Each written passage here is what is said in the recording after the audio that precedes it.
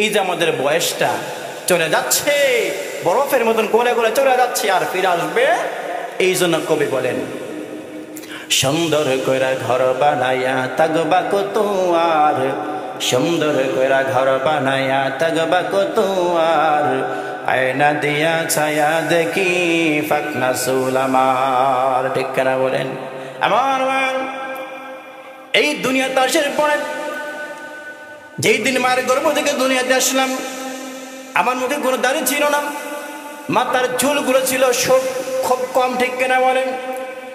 বয়স যখন বাড়া শুরু হয়ে গেলাম, 20, 30, 40, 50 যখন হয়ে গেলাম, আমার মুখে দাড়ি ছিল না, দাড়ি উঠে গেল, মাথার চুলগুলো গরম হয়ে গেল।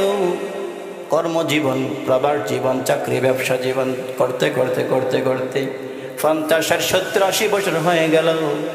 হঠাৎ করে আয়নার সামনে দাঁড়িয়ে দেখি আমার যে কসকসে কাঁচা চুলগুলি ছিল, কালো চুলগুলি ছিল, ওই চুলগুলি এখন পেকে সাদা হয়ে গেছে। ঠিক কেনা বলেন? আল্লাহ বলেছেন, উম্মতের দল, মনে রাখবা, যখন তোমার মাথার আর মুখের চুলধারি সাদা হয়ে যাবে, কি হয়ে যাবে? সাদা হয়ে যাবে। আল্লাহ নবী বলেছেন, মনে করবা তোমার মৌতের সিডি চলে আসছে। ঠিক কিনা বলে?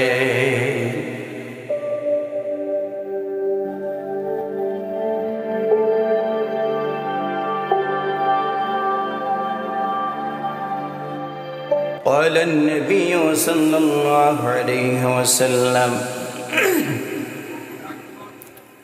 من أحب سنتي فقد أحبني ومن أحبني كان معي في الجنة صدق الله المولانا العظيم وصدق رسوله النبي الكريم ونحن على ذلك من الشاهدين والشاكرين والحمد لله رب العالمين.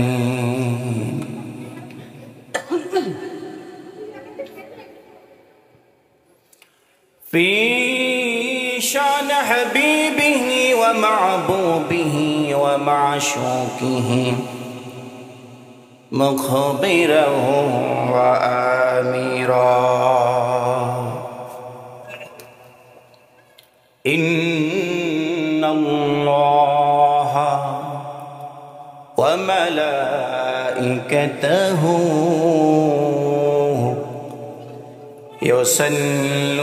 يصلون على النبي يا أيها الذين آمنوا صلوا عليه وسلموا تسليما اللهم صل على سيدنا مولانا محمد وعلى آل سيدنا مولانا মদিনার বুলবুলি কেমনে তোমায় রই ভুলি দিন কাটে আর রাত কাটে তোমার নামের ফুলতুনি আল্লাহুম্মা সাল্লি আলা সাইয়্যিদিনা মাওলানা وعلى آل سيدنا مولانا কোন দিন জানি ডাক আসিবে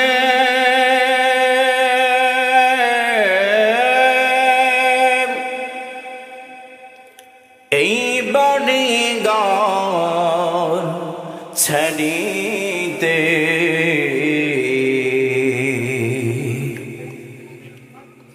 আপন আপন পোশাক খুলে সাদা কাপড় পরিতে আল্লাহুম্মা সাল্লি আলা সাইয়্যিদিনা জোরে ওয়া আলা আলি সাইয়্যিদিনা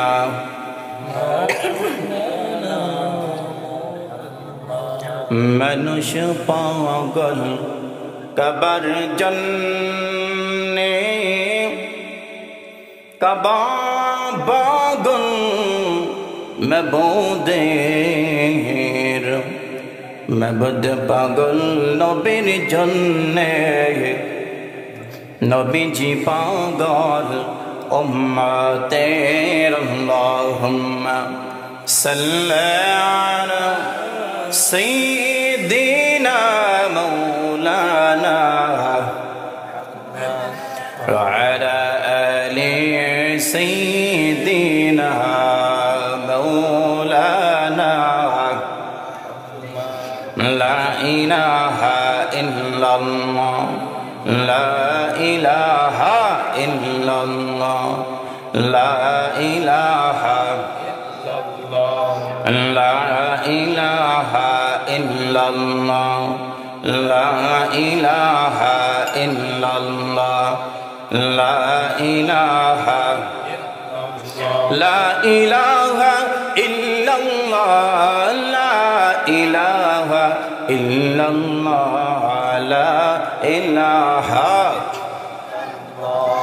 লা ইলাহা মাশাআল্লাহ লা ইলাহা আরে বহু দূরে মদিনা কেমনে যাইব জানি না বহু দূরে মদিনা কেমনে যাইব দয়াল আল্লাহ দয়া করো দয়াল আল্লাহ দয়া করো নসিব করো মদিনা লা ইলাহা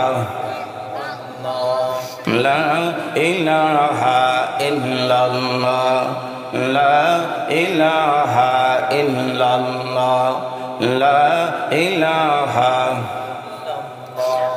লা ইলাহা ইল্লাল্লাহ লা ইলাহা লা ইলাহা মাশাআল্লাহ লা ইলাহা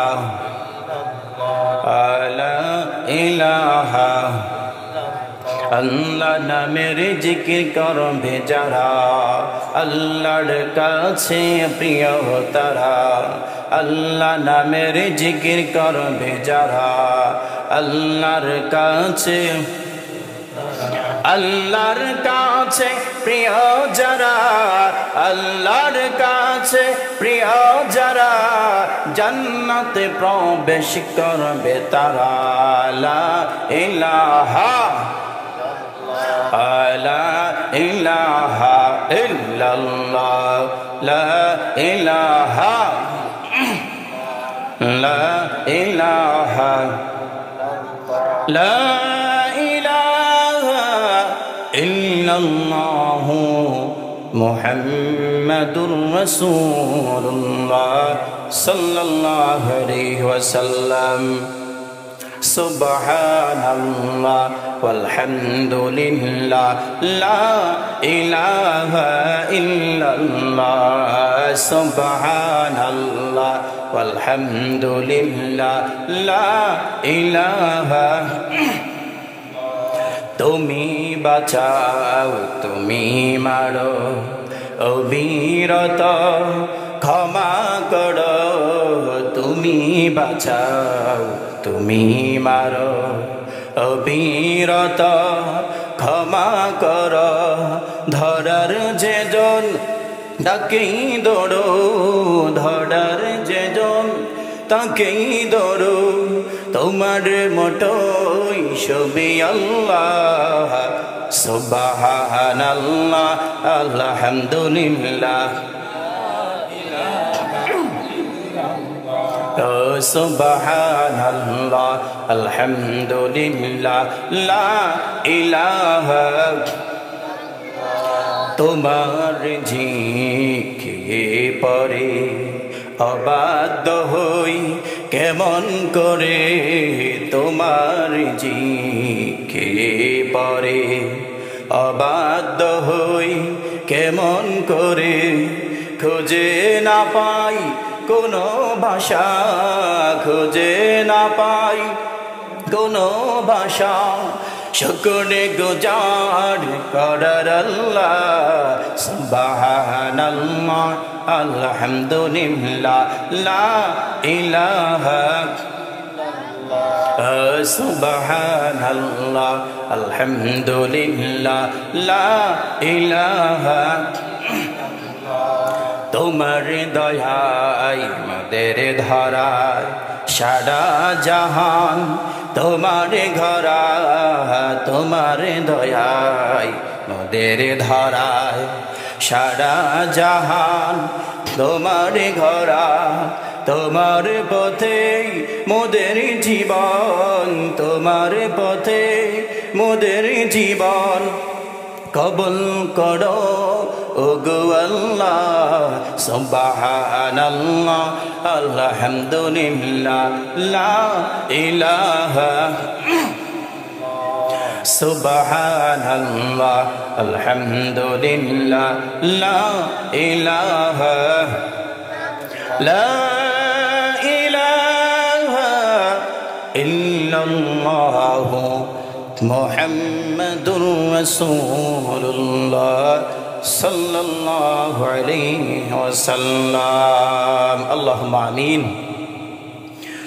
ربنا ظلمنا أنفسنا وإن لم تغفر لنا وترحمنا لنكونن من الخاسرين ربنا آتنا في الدنيا حسنة وفي الآخرة حسنة وقنا عذاب النار ربنا هب لنا من أزواجنا وذريتنا قرة أعين واجعلنا للمتقين إماما رب ارحمهما كما ربياني صغيرا مولاي كريم আল্লাহ তাআলা মাগরিবের নামাজ আদায় করার পর আল্লাহ তাআলা যদুপুর ফকির বাড়ি ওঠানে আল্লাহ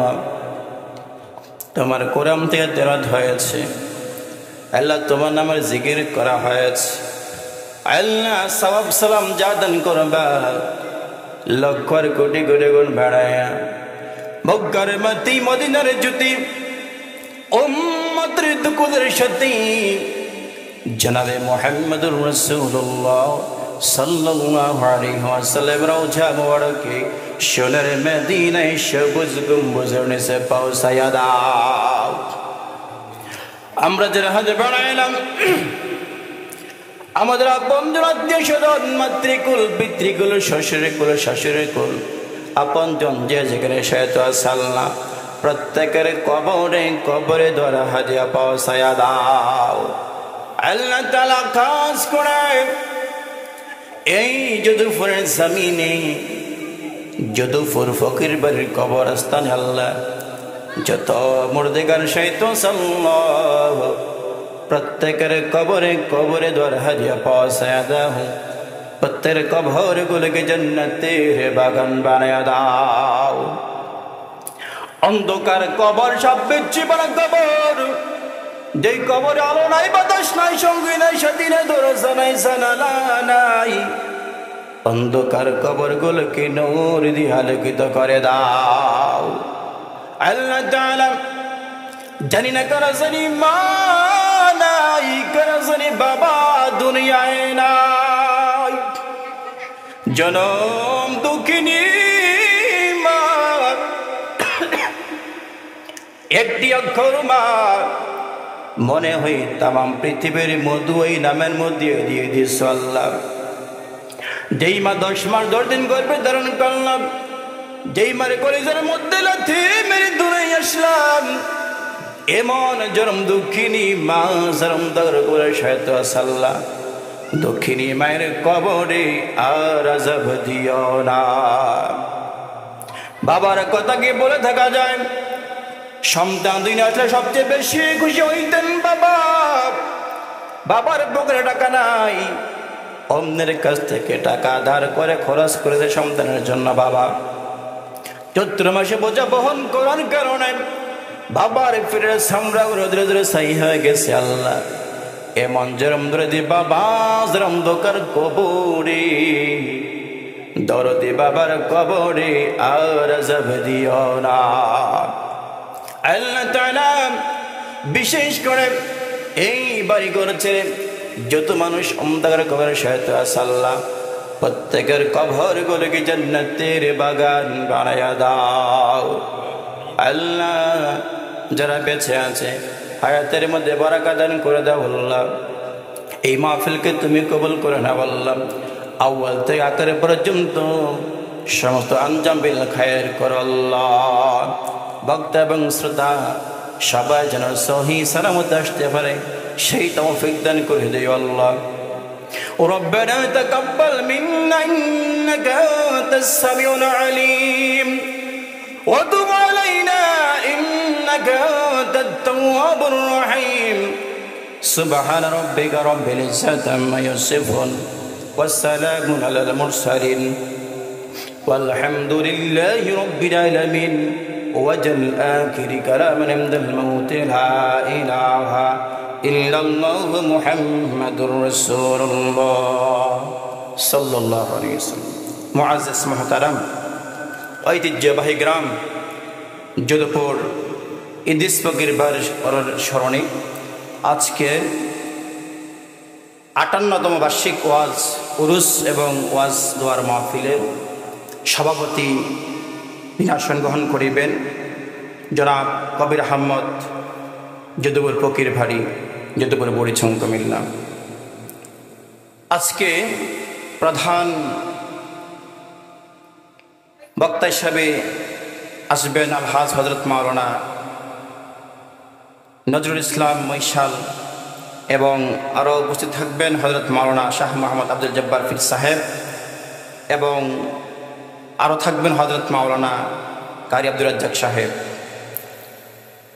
প্রধান অতিথি হিসেবে থাকবেন মোহাম্মদ সিদ্দিকুর রহমান এবং ইকবাল হোসেন, আরও অনেক থাকবেন ইনশাআল্লাহ।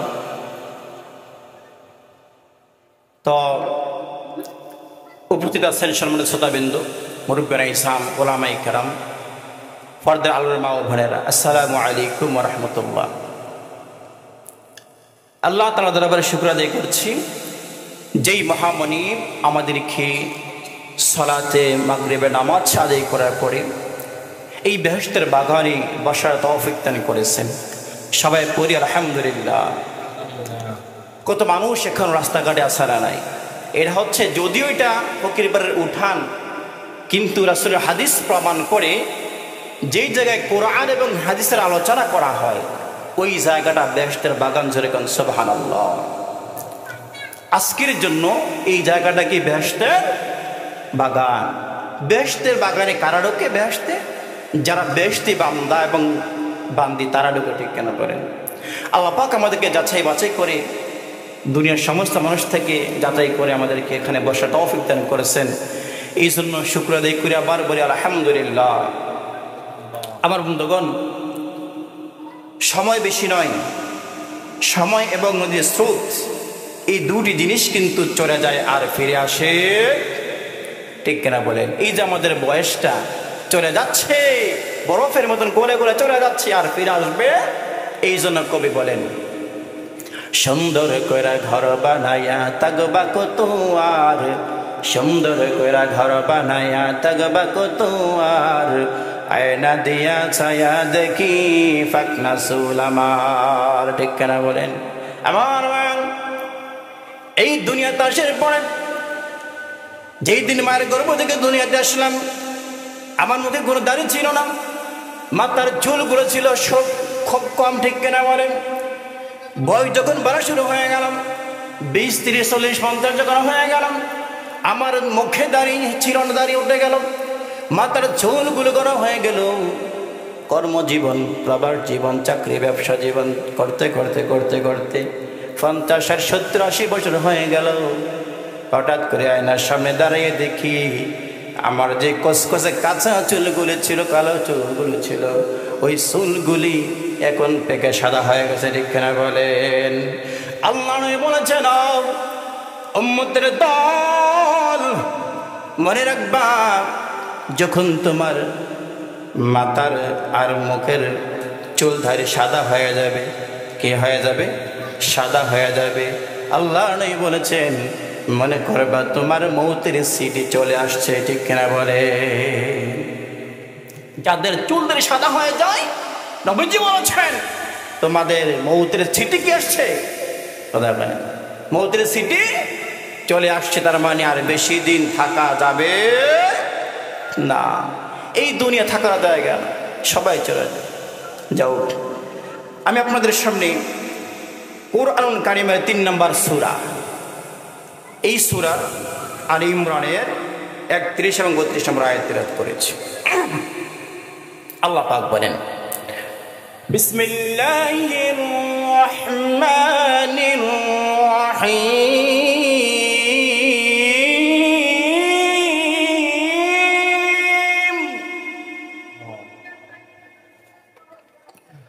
قل إن كنتم تحبون الله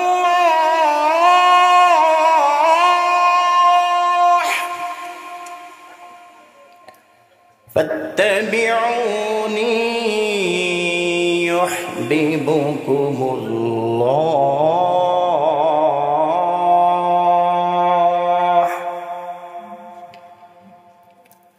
ويغفر لكم ذنوبكم والله غفور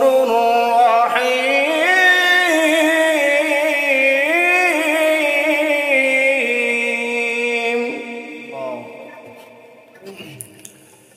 قل أطيعوا الله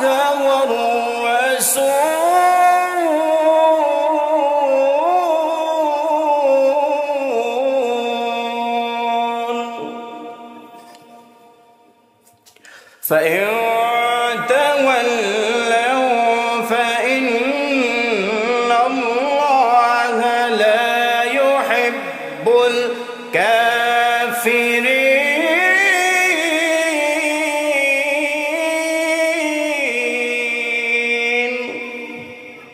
الله أكبر.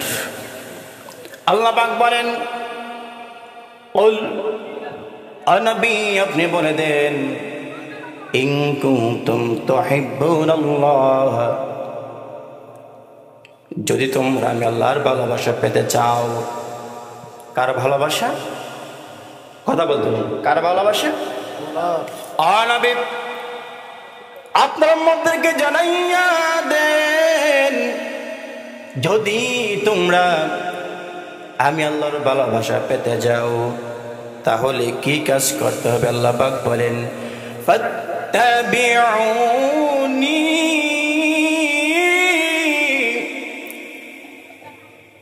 আল্লাহর ভালোবাসা পেতে হলে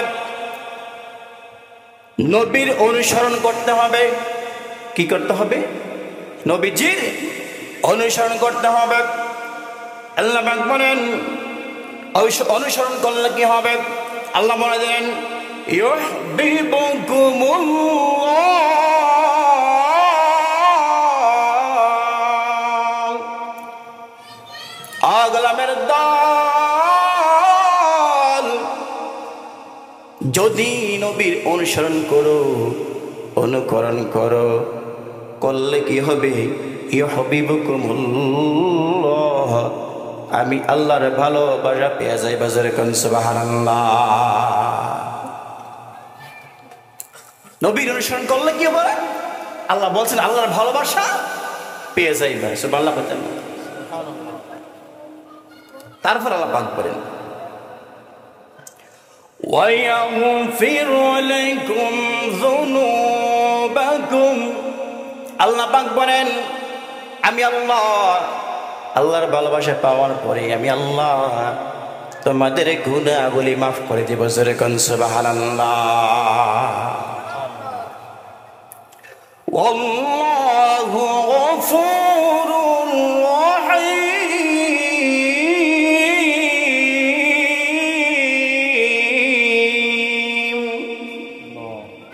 আল্লাহ হচ্ছেন ক্ষমাশীল, দয়ালু, ঠিক কেনা বলেন? আল্লাহর মতন দয়ালু আর কি কেউ আছে নাকি? আর কেউ নাই। আল্লাহর মতন ক্ষমাশীল আর কেউ দুনিয়ার জমিনে না। গভীর জনিতে দুনিয়ার সব মানুষ যখন ঘুমাইয়া যায়, ঠান্ডা পানিতে উজু বানাইয়া নাকটা কপালটা মাটিতে লাগাইয়া যদি ক্ষমা চান, আল্লাহ বলেন গোলাম আমি আল্লাহ তোমার সব গুনাহগুলি মাফ করে দিব। শুধুই মাফ করব না, আল্লাহ বলেন পাহাড় পরিমাণ গুনাহ যদি আমলনামায় থাকে ওই গুনাহগুলিকে নেক দ্বারা পরিবর্তন করে দিবেন। জোরে কোন সুবহানাল্লাহ।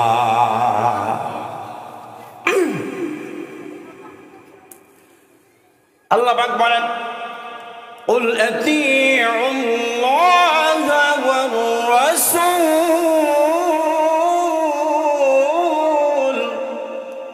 অনুসরণ করো,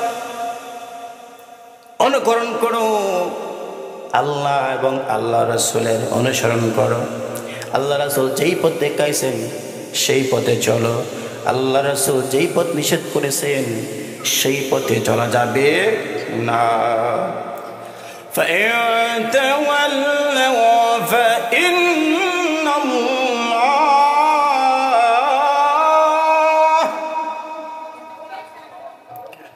فإن الله لا يحب الكافرين।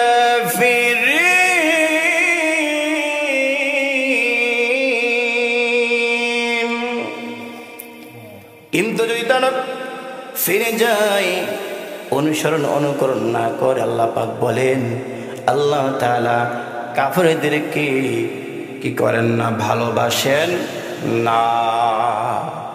আমার এই হলো দুই আয়াতের অর্থ। আল্লাহ তাআলা বললেন ও দুনিয়ার ইমানদার আল্লাহর গোলামের দল, যদি আমি আল্লাহর ভালোবাসা পাইতে চাও নবীকে অনুসরণ করো। নবীকে অনুসরণ করলে আমি আল্লাহর ভালোবাসা পেয়ে যাইবা। এই দুনিয়ার জমিনে সাহাবায়ে কেরামদের মতন অনুসরণ অনুকরণ দ্বিতীয় আর কেউ কোনোদিন করতে পারবেও না, পারছেও না, ঠিক কিনা বলে? সাহাবায়ে কেরাম সবচেয়ে বেশি অনুসরণ করছেন নবীকে, ঠিক কিনা বলেন? আল্লাহ রাসূল বলেছেন যতক্ষণ পর্যন্ত দুনিয়ার সবচাইতে আমি নবীকে মহব্বত করতে না পারবা ততক্ষণ পর্যন্ত কাটি মুমিন হতে পারবা না, ঠিক কিনা বলেন? সব চাইতে বেশি ভালোবাসতে হবে নবীকে। দুনিয়ার বিবি বাল বাচ্চা, ধন সম্পদ এবং কি নিজের জীবনের চাইতেও নবীকেই বেশি মহব্বত করতে হবে, ঠিক কিনা বলেন? সাহাবায়ে কেরাম রাদিয়াল্লাহু তাআলা আনহুমা নবীজিকে দুনিয়ার সবচাইতে বেশি ভালোবাসতেন, অনুসরণ করতেন, অনুকরণ করতেন। আমার যখন নবীজির একজন প্রিয় সাহাবী, তার নাম হচ্ছে হযরত সাদ সালামী রাদিয়াল্লাহু তাআলা আনহু। নাম কি? হযরত কে কথা বলবেন? এই কিসে এই গান শুন নাকি? আমার বন্ধুগণ হযরত সাদ সালামী রাদিয়াল্লাহু তাআলা আনহু বিশ্ব নবীর দরবারে আসলেন। আসার পরে কইলেন ইয়া রাসূলুল্লাহ, ইয়া হাবিবাল্লাহ, আল্লাহর হাবিব, আমি কি জান্নাত পাবো না? আল্লাহর নবী কয় সাহাবীরে, তুমি আমার হাত ধরে কালেমা গ্রহণ করেছো, অবশ্যই অবশ্যই তুমি জান্নাত পাইবা। সুবহানাল্লাহ, অবশ্যই তুমি জান্নাত পাইবা।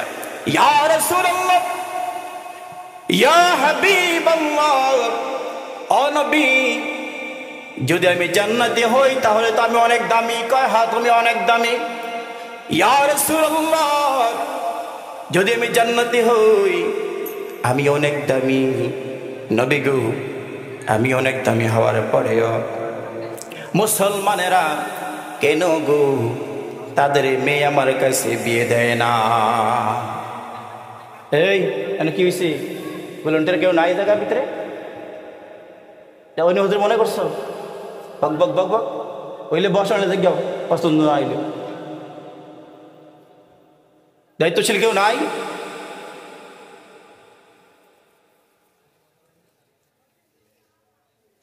এখানে করোনার কথা বলা হয় না, গান বাজনা করতে আসি না, হয় বসো না হয় যাও, বান্না লাগলে। কথা এবং কোরআন দুই দিনের এক জায়গা হয় না, তোমরাও কথা কও।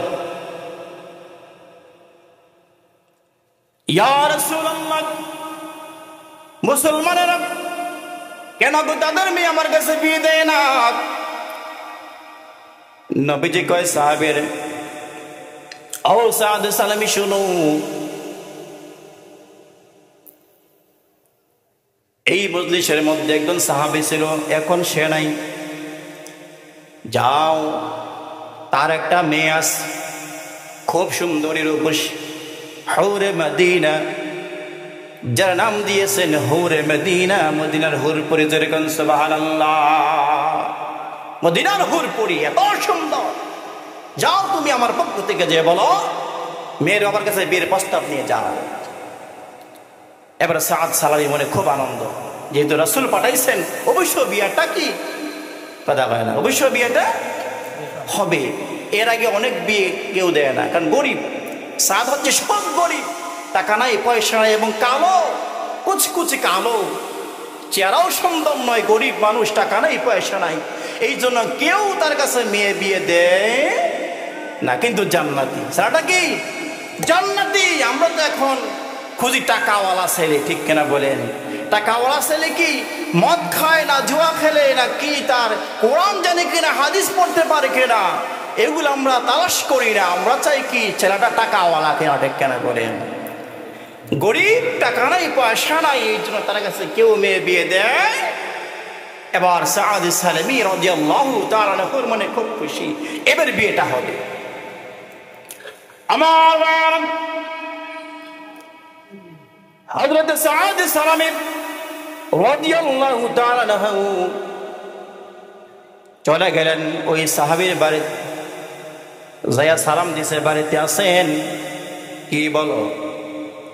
আমি সাদ সালামি আল্লাহ নবীর দরবার থেকে আসছি। কি জন্য আসছো? আল্লাহ নবী আমাকে পাঠাইছেন। কি জন্য পাঠাইছেন? আপনার নাকি একটা সুন্দরী মেয়ে আছে, আপনার মেয়েকে আমার সঙ্গে বিয়ে দেওয়ার জন্য প্রস্তাব নিয়ে আসছি। এবার মেয়ের বাবা কয় না, তোমার সঙ্গে আমার মেয়ে বিয়ে দিব কথা বলেন, বিয়ে দিব না, কারণ গরিব, কালো, সুন্দর না, টাকাও নাই। একটাও থাকা দরকার গুণ, হয় টাকাওয়ালা, অনেকে টাকা আছে, চেহারা সুন্দর না, যা দিয়ে দিল আর কি, টাকা তো আছে, টাকাও নাই এবং কালো। অনেকে চেহারা সুন্দর, গরিব, চলে, ঠিক কেনা বলে, একটা গুণ তো আছে, একটা গুণও নাই। না, তোমার কাছে আমার মেয়ে বিয়ে দিব না। এবার ওই সাদ সালামি কয়, ডাক দিয়া কয়, শোনেন, আল্লাহ নবী বলেছেন আমি জান্নাতি, আমি অনেক দামি, আপনার মেয়ে বিয়ে না দিলে কি হবে? জান্নাতের হুর পরীর আমার জন্য অপেক্ষমান। সুবহানাল্লাহ। আপনার মেয়ে বিয়ে দিলে দেন না দিলে নাই, কিন্তু জান্নাতের মধ্যে হুর পরী আমার জন্য অপেক্ষমান। এই কথাগুলা ভিতর বাড়ি থেকে মেয়েটা শুনছে।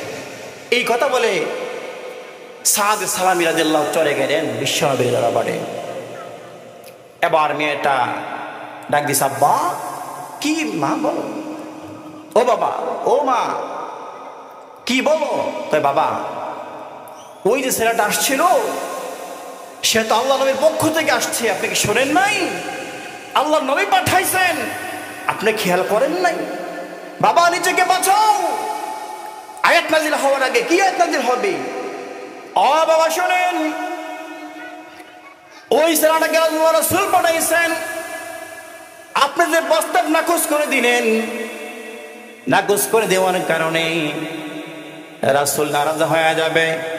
রাসূলুল্লাহ যদি নারাজ হয়ে যায়, আল্লাহ নারাজ হয়ে যাবে। আর আল্লাহ নারাজ হয়ে গেলে আপনার বিরুদ্ধে কোরআনের আয়াত নাযিল হয়ে যাবে। এবার বাবা কয় ঠিক তো, আমি তো এত কিছু ভাবছি না। এবার বাবা দিচ্ছে দৌড় রাসূলের দরবারে। দৌড় দেওয়ার আগে বলতেছেন, মা রে তুমি রেজে আছো কিনা? ছেলেটা তো খুব কালো এবং গরিব। মেয়েটা কয় বাবা কালো হওয়ার কারণে দুনিয়ায় হয়তো একটু অসুন্দর লাগবে গো বাবা, ওই ছেলেটা জান্নাতি। গরিব হওয়ার কারণে হয়তো বা দুনিয়া একটু কষ্ট হবে গো বাবা, ওই ছেলে জান্নাতি। রাসূল বলেছেন জান্নাতি। ওই ছেলের হাত ধরে কিয়ামতের ময়দানে জান্নাতে ঘুরে বেড়াবো। জোরে কোন সুবহানাল্লাহ। বাবা ছেলে গরিব, অসুবিধা নাই, একটু কষ্ট হবে আর কি দুনিয়াতে। অসুন্দর কালো, অসুবিধা নাই, একটু অসুন্দর লাগবে আর কি দুনিয়াতে। কিন্তু জান্নাতে যখন যাবে তখন কোন কালো মানুষ জান্নাতে যাবে না, সব সুন্দর হয়ে যাবে। সুবহানাল্লাহ। সব সুন্দর হয়ে জান্নাতে প্রবেশ করবে, কোনো কালো থাকবে না। বাবা এই ছেলে জান্নাতি, তার হাত ধরে আল্লাহর জান্নাতে ঘুরে বেড়াতে পারবো। সুবহানাল্লাহ। আমার বাবা এবার বাবা দিলেন দৌড় বিশ্বনবীর দরবারে। যাইয়া কয় নবী গো, বিয়াদবি মাফ করবেন, আমার ভুল হয়ে গেছে গো নবী। ও নবী, আপনাকে সালামকে পাঠাইছিলেন প্রস্তাব দিয়ে, আমি নাকচ করছিলাম, এখন আমিও রাজি, আমার মেয়েও রাজি। সুবহানাল্লাহ। আল্লাহ নবী কয় সাদ রে, ও সাদ তোমার কপাল খুলছে। হৌরে মদিনা, মদিনার হুর পরি তোমার জন্য রাজি হয়ে গেছে। কোন মারহাবা, রাজি হয়ে গেছে। নবী কয় সাদ খুব বড় লোক মেয়ের বাবা, এবং মেয়ে হচ্ছে খুব সুন্দরী।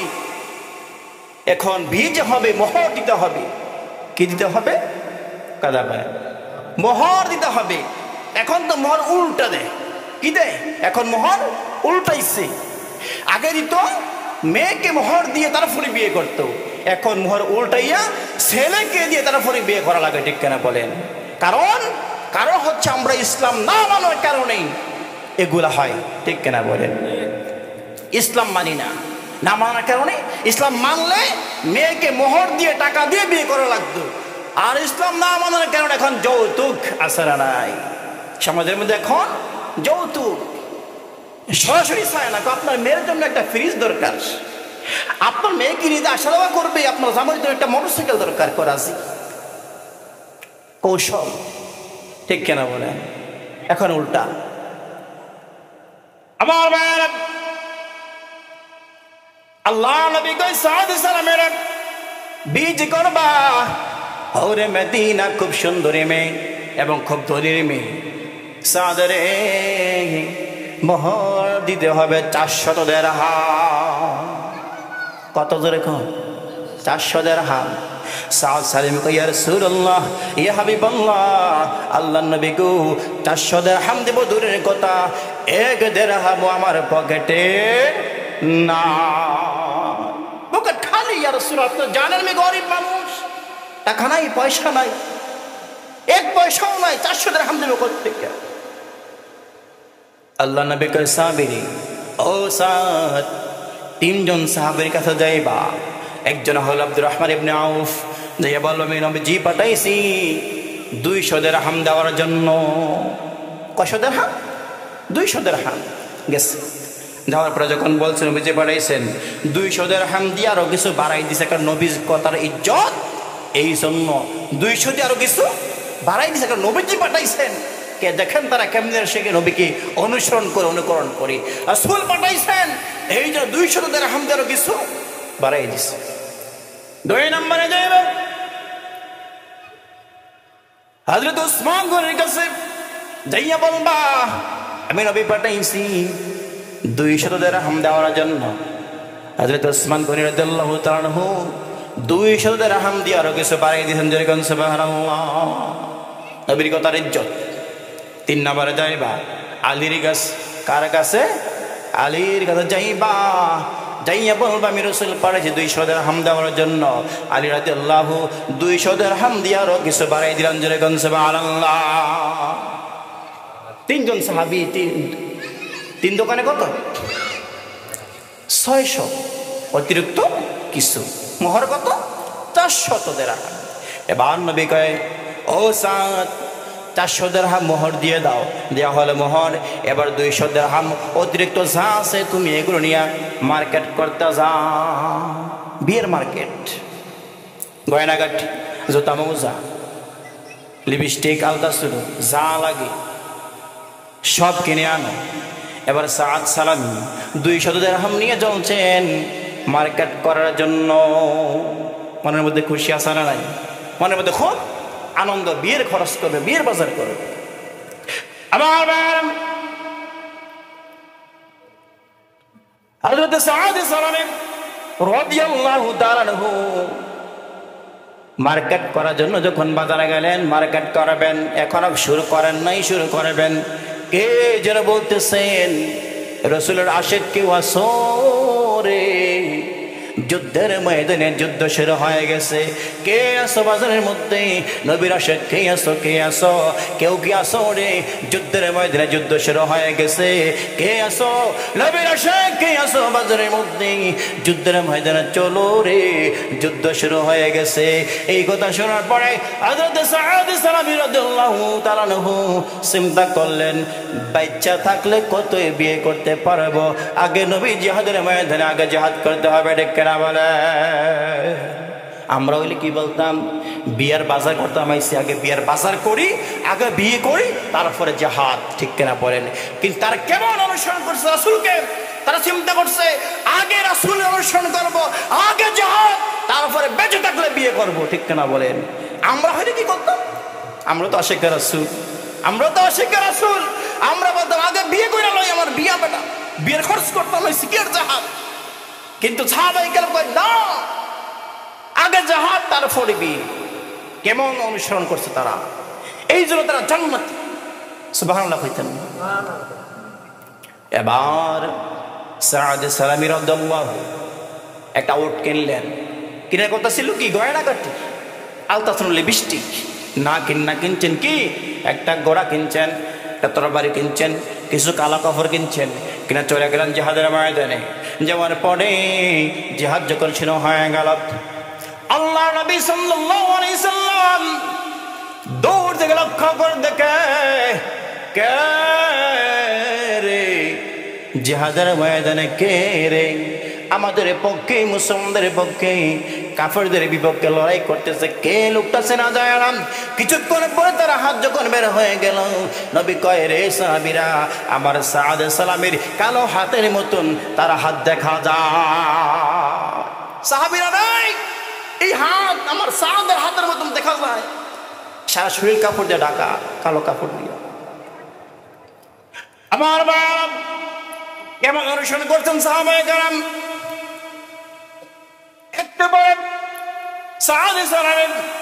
যুদ্ধের ময়দানে যুদ্ধ করতে করতে করতে করতে গোড়া থেকে যখন জমিনে পড়ে গেলেন, জমিনে পড়ার পরে আল্লাহ নবী দৌড়াইয়া গেলেন, যাইয়া দেখে রে এইটাতে আমার সাদ সালামি। আমার বান্দাগণ, আল্লাহ নবী সাল্লাল্লাহু আলাইহি সাল্লাম সাদ সালামের মাথাটা নবীজির উরুর মুবারকের উপরে রাখলেন।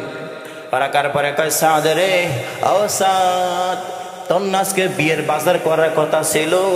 ও সাদ, তোর না বিয়ে, তুই কেন রে যুদ্ধের ময়দানে আসলি? আর আশ্চর্য ভালো কথা, ও সাদ, তোর শরীরের মধ্যে কালো কাপড় পেছানো কেন রে? সাদ সালামে দিয়ে, রাসূলুল্লাহ, ইয়া হাবিবাল্লাহ, আল্লাহর নবী গো, আমি যদি বিয়ে করতাম যাই, আর যুদ্ধ যদি শুরু হয়ে যেত, হাসরের ময়দানে কেমনে গো বলতাম আমি আশিক রাসূল, ও নবী কেমনে বলবো আমি আশিক রাসূল। এই জন্য আমি চলে আসি যুদ্ধের ময়দানে। আশ্চর্য ভালো কথা, সারা শরীর কাপড় দিয়ে ডাকলে কেন্দ্র সাদ সাদ কই ইয়া রাসূলুল্লাহ ইয়া হাবিবাল্লাহ, ওগো নবী যদি আপনি আমাকে দেখতেন না জানি যুদ্ধের ময়দান থেকে বিয়ে করার জন্য পাঠাই দিতেন। এই জন্য আমি সাদ কালো কাপড় দিয়ে আমার সমস্ত শরীরটাকে ঢেকে রাখছে, আপনি না দেখেন জোরে গান সুবহানাল্লাহ। ঢেকে রাখছো। আমার বন্ধুগণ, এই কথা বলার পরে নবীজির চোখ মুবারক থেকে পানি পড়া শুরু হয়ে গেল। এবার সাদ কে রাসূল কামদেন কেন? আল্লাহ রাসূল কয় সাবিরা রে, আমার সাদের ভালোবাসা দেখে আমার চোখ মুবারক দিয়ে পানি ঝরতেছে। সুবহানাল্লাহ। এত ভালোবাসা। তার বিয়ে করার কথা ছিল, বিয়ে না করে সাদ সালমে চলে আসেন জিহাদের ময়দানে। সাহাবায়ে কেরাম রাসূলকে কথা ভালোবাসছেন, এই জন্য সাহাবায়ে কেরাম জান্নাতে ঠিক কিনা বলেন। আমার ভাইরা, সাদ সালামে কয় ইয়া রাসূলুল্লাহ ইয়া হাবিবাল্লাহ, আপনি কামদেন কেন গো? ও নবী আমাকে জান্নাত পাবো না? নবী কয় সাবিরে, এখন যে তুমি যদি এখন শহীদ হয়ে যাও, মারা যাও, আল্লাহর তৈরি জান্নাত তোমার জন্য অপেক্ষমান। জোরে গান সুবহানাল্লাহ। অবশ্যই তুমি জান্নাত পাবে। আমার অল্প কিছুক্ষণের মধ্যে সাদ সালামী রাদিয়াল্লাহু তাআলা আনহু দুনিয়া থেকে বিদায় নিয়ে চলে গেলেন। চলে যাওয়ার পরে এবার আল্লাহ নবী একটু আসলেন এবং বললেন ওয়াসাল্লাহ হাউজা, ওয়াসাল্লাহ হাউজা। এবার নবীজি মুখ ফিরিয়ে নিলেন। এবার সাহাবের প্রশ্ন করলেন, নবী গো, ও নবী বুঝলাম না আপনি মুচকি আসলেন কেন? এবং ওয়াসাল্লাহ হাউজা বললেন তার কারণ কি, এবং আপনি মুখ ঘুরাইলেন কেন গো নবী? বুঝলাম না, এটার অর্থটা কি? আল্লাহ নবী কয় সাহাবেরা, আমি হাসার কারণ হারাম, আমি নবী তোমরা নবী না, আমি যা দেখি রে তোমরা তা দেখো না রে। আমার সাহাবীরা শোনো, আমি লক্ষ্য করে দেখলাম সাদের রূহটা নেওয়ার জন্য আসমান থেকে অসংখ্য রহমতের ফেরেশতা এবং আকাশের জান্নাতের হুর পরীরা সহ চলে আসে। সুবহানাল্লাহ। হুর পরীরা কারাকারি শুরু করছে, কে কার আগে সাদ সালামের উঠা নেবে। কারাকারি করতে করতে হুর পরীদের কাপড় হাঁটুর উপরে চলে আসছে। এই জন্য আমি মুখ ঘুরেই নিছি, আর তাদেরকে দেখার পরাই বসছি আসছে। দেখুন সুবহানাল্লাহ। ওয়াসাল্লাহ হাউজা তার মানে কি? ও সাহাবীরা, আমি লক্ষ্য করে দেখলাম সাদ সালামীর রূহটা হাউজে কাউসারের কিনারায় চলে গেছে। যেরকম সুবহানাল্লাহ। সাহাবায়ে কেরাম রাসূলকে সবচাইতে বেশি মহব্বত করতেন, ভালোবাসতেন, ঠিক কিনা বলেন? এই জন্য তারা জান্নাত। সুবহানাল্লাহ। আমার ভাইরা, আল্লাহর নবী সাল্লাল্লাহু আলাইহি সাল্লাম একদিন চাঁদের রাতে আম্মা জান আয়েশা সিদ্দিকাকে নিয়ে রাতের বেলায় হাঁটতেছেন। হঠাৎ করে আম্মা জান আয়েশা সিদ্দিকা রাদিয়াল্লাহু তাআলা আনহা আকাশের তারা গণে। কি গণে? তারা গণে। 1 2 3 4 5 তারা গণা যায়। কথা বলে, তারা কি গণা যায়? একদিক দিয়ে গণে, আরেক দিক দিয়ে কি হয়ে যায়? ভুল হয়ে যায়। আমার বন্ধুগণ, আম্মা জান আয়েশা সিদ্দিকা বলি, ইয়া রাসূলুল্লাহ, ইয়া হাবিবাল্লাহ, নবী গো, আপনার উম্মতের মধ্যে এমন কি কেউ আছে গো যার আমল আকাশের তারকার মতন গনে গনে কোনোদিন শেষ করা যায় না? এমন কেউ আছে? নবী অবশ্যই আছে। কে? তার নাম কি? নবীজি বললেন তার নাম হচ্ছে হযরত ওমর। ওমরের আমল আকাশের তারকার মতন গনে শেষ করা যায় না। সুবহানাল্লাহ কইতেন না। আমাদের আয়েশা সিদ্দিকা রাদিয়াল্লাহু তাআলা আনহার মনটা খারাপ হয়ে গেল। কারণ আমাদের ভাবছিলেন মনে হয় আবু বকর সিদ্দিকের কথা বলবে। আবু বকর তো আমার আব্বা। রাসূল বলেন কার কথা? ওমরের কথা। আমার বান্দগণ, আল্লাহ নবী কই আইসা রে, মন খারাপ করো না। তোমার বাবার এক রাতের আমল যদি এক ফলনায় দেওয়া হয়, আমার সমস্ত উম্মতের আমল যদি এক ফলনায় দেওয়া হয়, তাহলে তোমার আব্বা আবু বকর সিদ্দিকের নেকের পাল্লা ভারী হয়ে যাবে। জোরে গন সুবহানাল্লাহ। চিন্তা করছেন, এক রাতের আমল যদি এক ফলায় দেওয়া হয় আর আমার সমস্ত উম্মতের আমল এক ফলায় দেওয়া হয়, তাহলে তোমার বাবার নেকের পাল্লাটিকে হয়ে যাবে, ভারী হয়ে যাবে। ইয়া রাসূলুল্লাহ, ও নবী, কোন রাতের আমল, কোন রাতের আমল? আল্লাহ নবী কয় সরে, হিজরতের রাত্রের আমলের পাল্লা যদি এক ফেলে দেওয়া হয় আর সমস্ত উম্মতের আমল যদি এক ফেলে দেওয়া হয়, তাহলে হিজরতের রাতের আমলের পাল্লাটা ভারী হয়ে যাবে। জোরে কোন সুবহানাল্লাহ। কারণ হলো 6 মাস আগে রাসূল বলেছেন, আবু বকর তুমি হইবে আমার হিজরতের সঙ্গী। 6 মাস পরে রাসূল যখন আয়েশা রাত্রে গভীর রজনী ঘরে দরজা যখন টোকা মারলেন, দরজা রক করলেন, সঙ্গে সঙ্গে কয় লাব্বাইক ইয়া রাসূলুল্লাহ। নবী আবু বকর ঘুমের করে ঘুমায়, তখন হোশ থাকে না, ঠিক কেনা বলেন? ঘুমের মনা কি সমান? রে আবু বকর, আস্তে করে ডাক দিলাম, দরজা খোলা যায়, তার কারণ কি? আবু বকর সিদ্দিক ইয়া রাসূলুল্লাহ, ইয়া হাবিবাল্লাহ, নবী গো, নবী 6 মাস আগে বলেছেন আমি আপনার হিজরতের সঙ্গে হব। 6 মাস আগ থেকে আজকের দিন পর্যন্ত আমি আবু বকর সিদ্দিক আরামের বিস্তারের মধ্যে কোনোদিন পেট লাগাই না। চিন্তা করছেন? আর আমরা হইলে ঘুমাইতাম, নেতা তো ডাক দিবই, হয়তো বা ফোন দিব, ঘুমাই থাকতাম, ঠিক কেনা বলেন? আবু বকর সিদ্দিক সাহাবায়ে কেরাম রাসূলকে কেমন অনুসরণ করছেন। 6 মাস হয়ে গেল, 6 মাস পর্যন্ত আরামের বিস্তারের মধ্যে কোনোদিন ফিট লাগায় না। আমার বান্দাগণ, যেহেতু বাড়ির মাহফিল, মহিলা সারা নাই, আছে না? আমার বন্ধুগণ, আল্লাহ নবী বলেছেন মহিলারা কাজ করবে 4টা। জোরে কোন কয়টা? কাজ করবে 4টা। বেহেশতের দরজাগুলা সব তাদের জন্য খোলা হয়ে যাবে। জোরে কোন সুবহানাল্লাহ। আমার মা বোনেরা, 4টা কাজ করবেন। নবীজি বলেছেন জান্নাতের সমস্ত দরজাগুলি তাদের জন্য খোলা হয়ে যাবে। যেই দরজা দিয়ে মন চাই ওই দরজা দিয়ে প্রবেশ করবে। জোরে কোন সুবহানাল্লাহ। 4টা কাজ কি কি? 1 নম্বর হলো স্বামীর কথা মানা। কার কথা? স্বামীর কথা মানব না, ঘরে বসে থাকবো না, সেরকম দেখে দেয় না, স্বামীর কথা মানতে হবে। আমার বন্ধুগণ, আল্লাহ নবী যখন মেরাজে গেলেন, যাওয়ার পরে জান্নাত দেখাইলেন, জাহান্নাম দেখাইলেন। জাহান্নামে যাওয়ার পরে দেখেন কতগুলো মানুষ, কতগুলো মহিলা, তাদের পাও পড়ে মাথা নিচে দেখি। আল্লাহ রাসূল কয় জিবরাইল রে, এইগুলাই অবস্থা কেন? তারা কারা?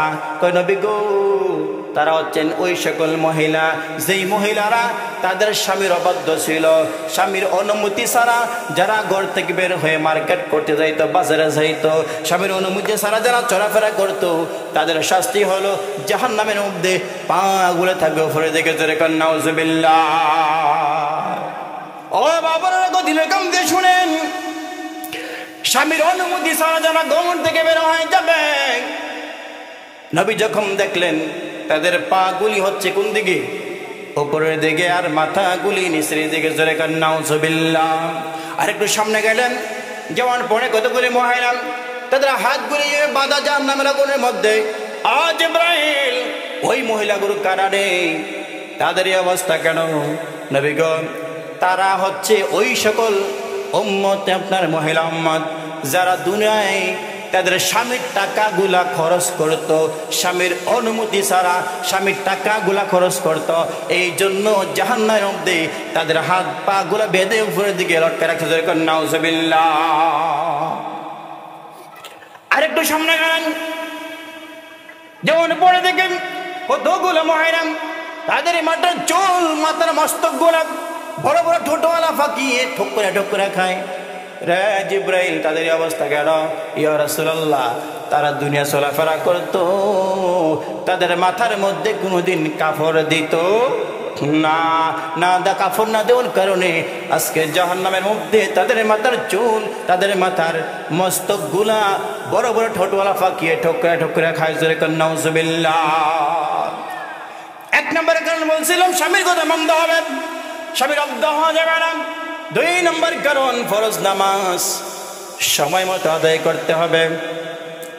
আমার বন্ধুগণ, মা বোনেরা, কাজ করতে করতে জোহর সরে যায়, আসর সরে যায়, মাগরিব সরে যায়, রান্না বান্না করতে ঠিক কেনা বলেন, নামাজের কোনো খবর নাই।